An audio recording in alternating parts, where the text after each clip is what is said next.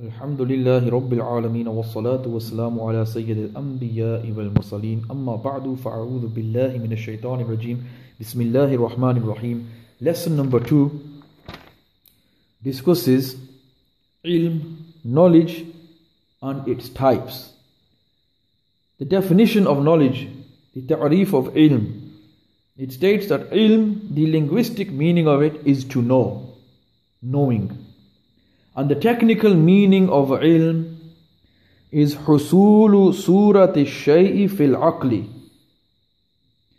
It is the attainment of the appearance of something in the intellect. The attainment of the appearance of something in the intellect. Husulu surati shay'i fil aqli. A'la Hazrat Imam Ahl Sunnat Mujaddid ad-Din wa Millat Hazrat Allama Maulana Imam Ahmad Raza Khan alayhi rahmatur rahman defined ilm, knowledge, in the following way in his Malfuzat Sharif.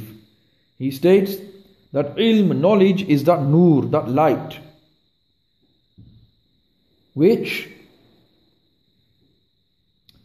allows a person to understand things, right? And it reveals things for a person. The light which reveals things for a person.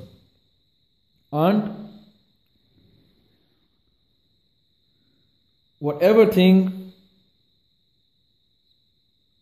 is connected to this knowledge, then the appearance of that thing becomes murtasim, becomes imprinted, engraved for a person in one's mind. So Imam Ahmad Riza rahimahullah basically mentions that knowledge is such a light.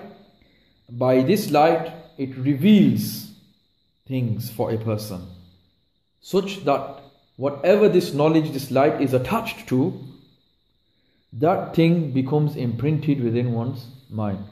This was mentioned by Sayyidi Ala Hazrat rahimahullah ta'ala in Malfuzat Sharif.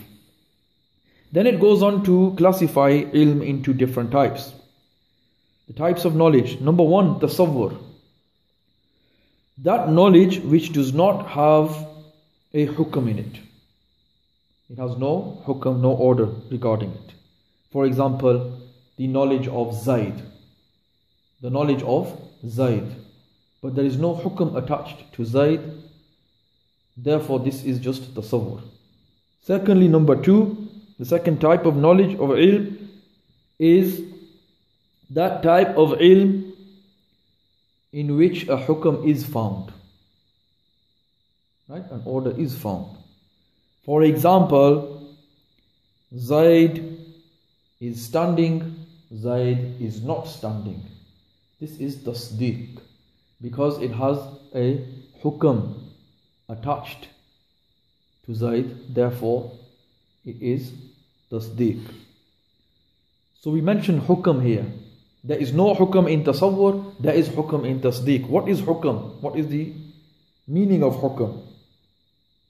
It mentions hukm as being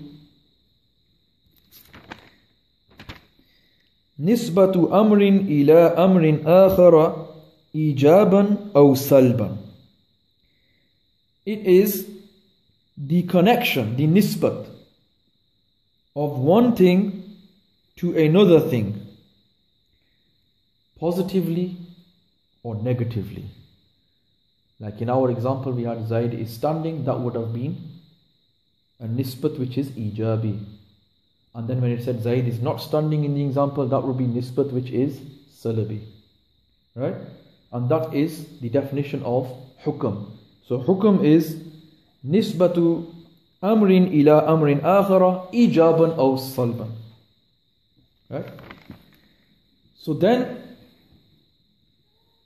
after this, we know what is nisbat ijabi, as I just mentioned. And then there's nisbat salabi, as I had just mentioned. So nisbat ijabi is for one thing to be affirmed for another thing. For example, Zaid is standing. This is nisbat ijabi. And what would nisbat salbi be? For one thing to be negated from another thing. That would fall under the category of nisbat salbi. For example, Zaid is not standing. Zaid is not standing. Right? So this means the nisbat salbi. Right?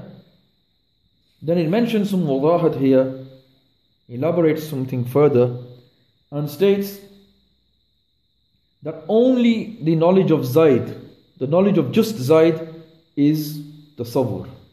Okay?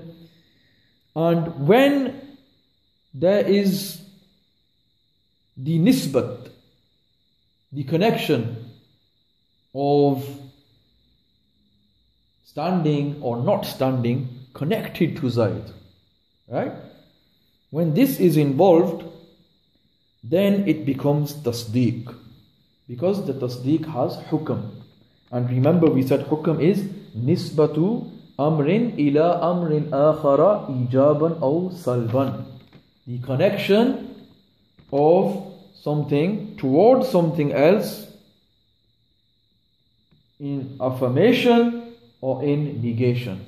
Okay, in terms of ijab or in terms of salb. And then we mentioned the two nisbats, nisbat ijabi and nisbat salbi. Nisbat ijabi, when one thing is affirmed for another thing. Nisbat salbi, when one thing is negated from another thing. So this mentions that. And remember, just the knowledge of Zaid on his own is tasawwur. And the knowledge of Zaid being standing or not being standing, this makes it tasdeeq. This makes it tasdeeq and not tasawwur anymore, because now there is a hukm involved. And the connection between Zaid and standing,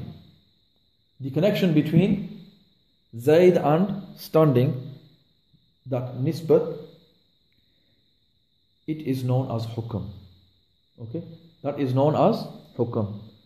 The nisbat, the connection between Zaid and standing, or the connection between Zaid and not standing, that nisbat is called hukm. So that is the end of the second lesson. Just go over your notes and revise this, inshallah ta'ala.